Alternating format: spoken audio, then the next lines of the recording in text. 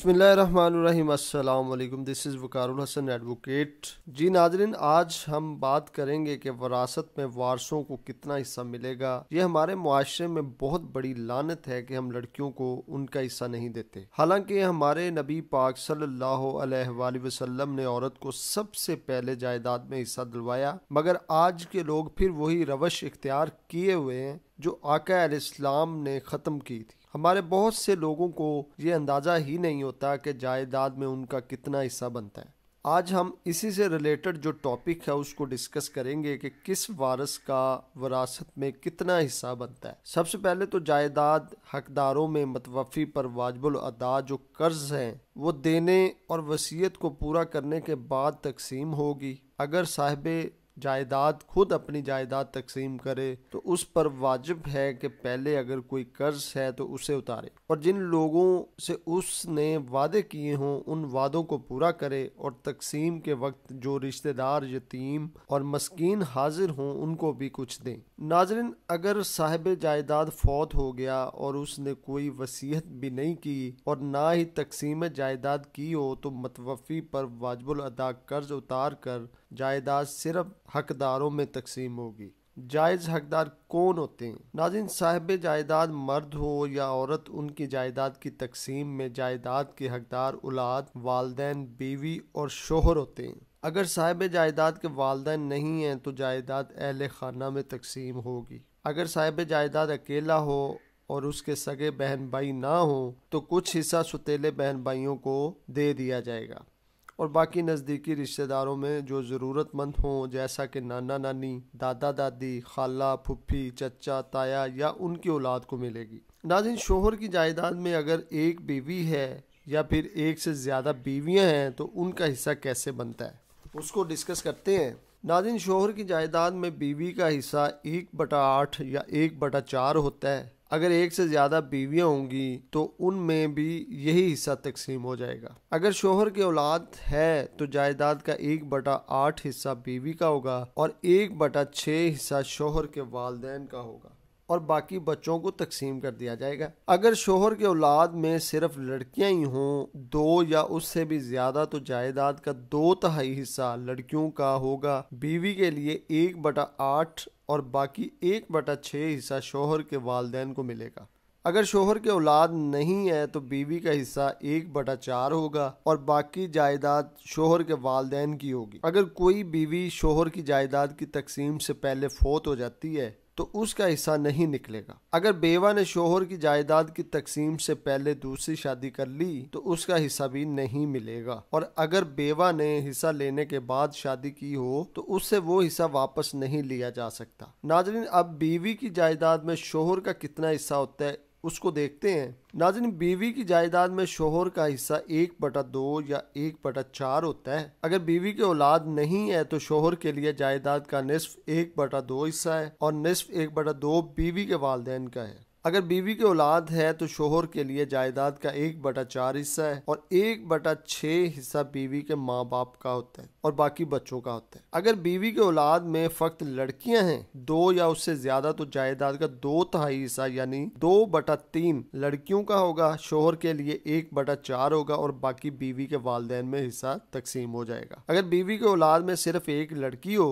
तो जायदाद का 1/2 हिस्सा लड़की का होता है। शोहर के लिए जायदाद का 1/4 और बाकी वालिदैन का हिस्सा होगा। अगर शोहर बीवी के वालिदैन की जायदाद तकसीम होने से पहले फौत हो जाते हैं तो उस तरह शोहर उस जायदाद का हिस्सा तस्वर नहीं किया जाएगा और अगर बीवी अपने वालिदैन की जायदाद तकसीम होने से पहले फौत हो गई और उसके बच्चे हैं तो बीवी का अपने वालिदैन की तरफ से हिस्सा निकलेगा और उसमें शोहर का हिस्सा 1/4 होगा और बाकी बच्चों को मिलेगा। नाज़रीन, अब हम बताएंगे कि बाप की जायदाद में औलाद का हिस्सा कितना होता है।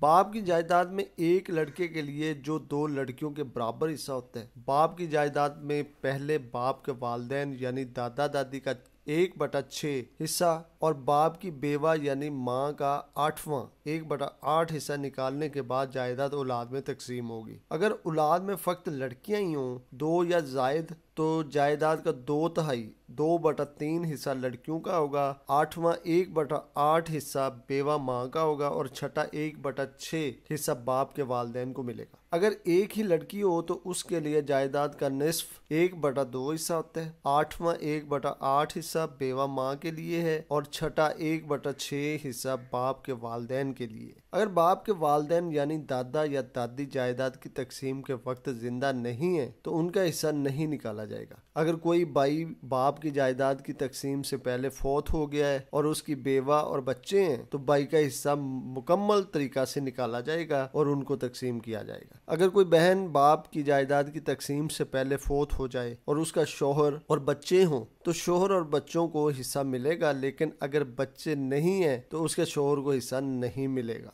नाज़रीन, इसके बाद माँ की जायदाद में औलाद का जो हिस्सा होता है उसको डिस्कस करते हैं। माँ की जायदाद में एक लड़के के लिए 2 लड़कियों के बराबर हिस्सा होता है। जायदाद माँ के वालिदैन यानी नाना नानी और बाप का हिस्सा निकालने के बाद औलाद में तकसीम होगी और अगर औलाद में फ़कत लड़कियां ही हों, 2 या जायद, तो जायदाद का 2/3 2/3 हिस्सा लड़कियों का है, बाप के लिए चौथाई यानी कि 1/4 हिस्सा और बाकी जायदाद माँ बाप के हिस्से में जाएगी। और अगर औलाद में सिर्फ एक लड़की हो तो जायदाद का निस्फ 1/2 हिस्सा लड़की का है, बाप के लिए जायदाद का चौथाई 1/4 हिस्सा और माँ के वालिदैन का छठा हिस्सा है। अगर माँ के वालिदैन तकसीम के वक्त ज़िंदा नहीं है तो उनका हिस्सा नहीं निकाला जाएगा और अगर बाप भी ज़िंदा नहीं है तो बाप का हिस्सा भी नहीं निकाला जाएगा। माँ की पूरी जायदाद उसके बच्चों में तकसीम होगी। अगर माँ के पहले शौहर से कोई औलाद है तो वो बच्चे भी माँ की जायदाद में बराबर के हिस्सेदार होंगे। अब नाज़रीन, इसके बाद है बेटे की जायदाद में वालिदैन का हिस्सा क्या होता है। अगर बेटे को औलाद हो तो वालिदैन के लिए जायदाद का 1/6 हिस्सा होता है। अगर वालिदैन में सिर्फ माँ हो तो 1/6 हिस्सा माँ को मिलेगा और अगर सिर्फ बाप हो तो 1/6 हिस्सा बाप को मिलेगा और अगर दोनों हो तो 1/6 हिस्सा दोनों में तकसीम होगा।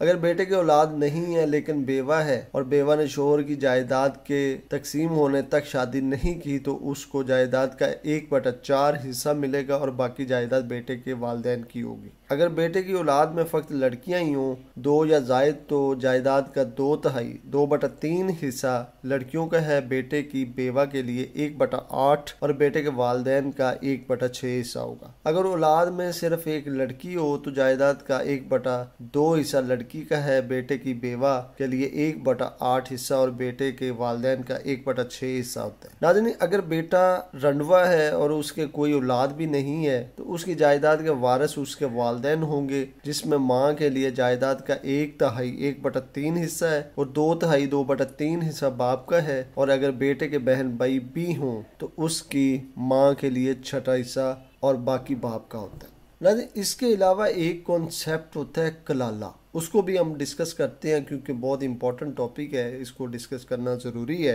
कलाला से मुराद ऐसे मर्द और औरत जिनकी जायदाद का कोई वारिस ना हो, यानी जिनकी ना तो औलाद हो और ना ही वालिदैन हो और ना ही शोहर या बीवी हो। अगर साहिब मेरास मर्द या औरत कलाला हो, उसके सगे बहन भाई भी ना हो और अगर उसका सिर्फ एक सौतेला भाई हो तो उसके लिए जायदाद का 1/6 हिस्सा होता है, या अगर सिर्फ एक सौतेली बहन हो तो उसके लिए जायदाद का 1/6 हिस्सा होगा। अगर बहन भाई तादाद में ज्यादा हो तो वो सब जायदाद के 1/3 हिस्से में शरीक होंगे और बाकी जायदाद करीबी रिश्तेदारों में अगर दादा दादी या नाना नानी जिंदा हो या इसके अलावा चचा ताया फुफ्फी खाला मामू में या उनकी औलादों में जो जरूरतमंद हो उनमें ऐसे तकसीम की जाए जो किसी के लिए जर रसा ना हो। नाज़रीन, अगर कलाला मर्द या औरत हलाक हो जाए और उसकी एक बहन हो तो उसकी बहन के लिए जायदाद का 1/2 हिस्सा होता है और बाकी करीबी रिश्तेदारों में ज़रूरतमंदों के लिए होता है। अगर